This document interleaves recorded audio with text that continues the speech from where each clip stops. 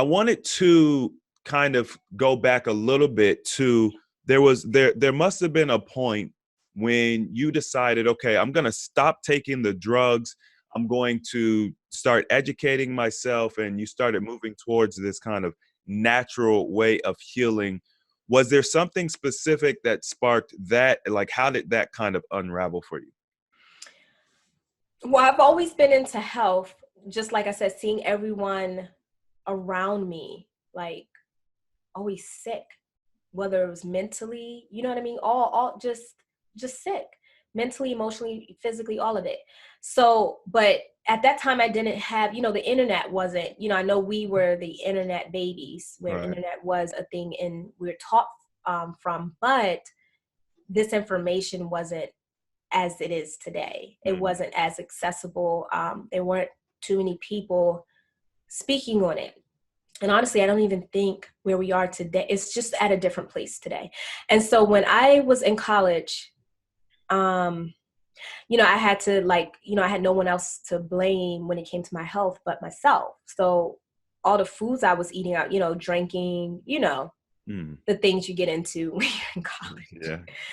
And I'm not an exception. I got into some things in college, just drinking, partying, pulling all-nighters and drinking energy drinks. I started to have anxiety issues, start to feel like my heart feel like it's about to fall out my chest. I was like, what is going on with me? Not knowing, obviously, I added these habits into my life which I, given my genes, I couldn't afford to just continue that path. So that's when I was like, okay, not only am I going to do better with my grades and focus more in school and stop all this. So I literally took to like forums and blogs, because before the monetization of the internet, YouTube was a thing. And I was on, YouTube. So I cut my hair. I went natural. I got natural makeup. Like I just dumped, I learned about the cosmetic stuff. I did that. I became a pescatarian, got a juicer, started transitioning then. And this was even during a time when my grandmother was diagnosed, with cancer and everything. So that even gave me more fire to continue, more fuel to continue down this path. And then what happened was when she had passed away, I knew it was the chemo, because when I met her, even not met her, but when I went down there to see her in the hospital after she already got treatments, couldn't recognize her. And I was like, okay, so she had cancer for all these years, right? Because she's in like stage 3 or 4, right? So she lived with it for years and she looked fine, right? But now that y'all put her on this, what do you call it, treatment, she looks like death.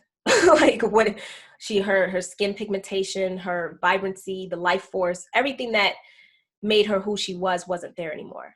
And so that was traumatic. And it was eye-opening. So I went and took to the internet to I was like, I know it's chemo. So I literally just knew it, because I was like, I don't, we say it's cancer. And then that's another thing. Cancer is usually a symptom. It doesn't have to take you out. So when people get that C word, they're just like, oh, I'm doomed.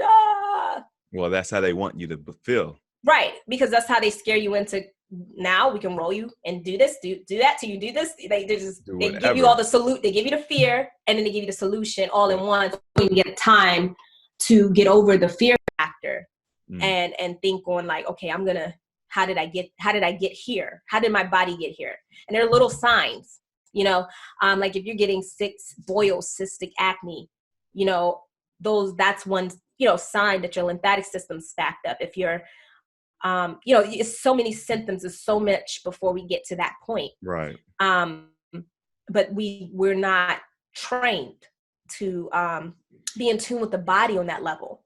But anyway, so going back to my grandmother being sick, this is when I fell into Robert Morse and his teachings.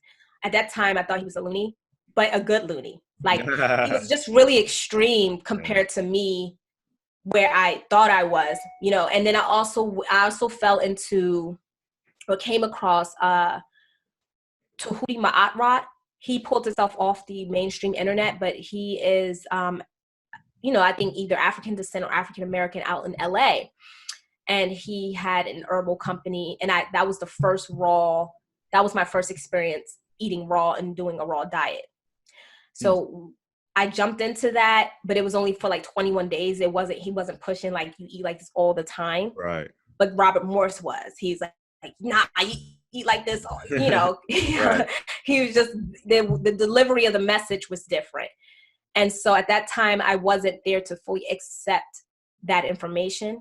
Okay. Because I wasn't even there for it myself. I was there trying to find chemo. And I stumbled across Dr. Morse talking about cancer and how to heal from it. And also the chemo industry. He was cussing them out. And so that was years ago. And that's kind of where I started, and then I was so addicted to that information. But right.